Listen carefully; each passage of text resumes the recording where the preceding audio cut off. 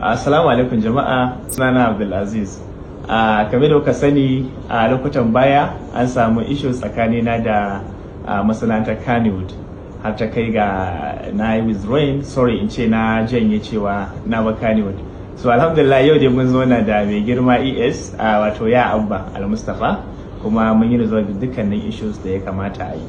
Alhamdulillahi zan so in yi amfani da wannan damar na bawa lokacin masoya na haƙuri da Kannywood da kuma hukumar tace fina-finai musamman shi ya Abba Al-Mustapha, kuma na ji daɗi kwarai da gaske yadda ya karɓe ni da na zo muke wasa da dariya, like na san shi daman he's very kind, he's like a brother to me kamar yadda nake faɗa.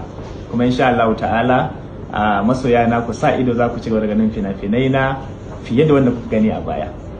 Wayanda suka shiga cikin al'amuran nan har aka zo aka yi sasancin nan Alhaji Mahi da kuma Ali Gumzak da Kamal S. Alkali da director artist da sauran mutane da wayanda suka sa kansu a cikin lamarin nan, su Abdul Ahmad da sauransu.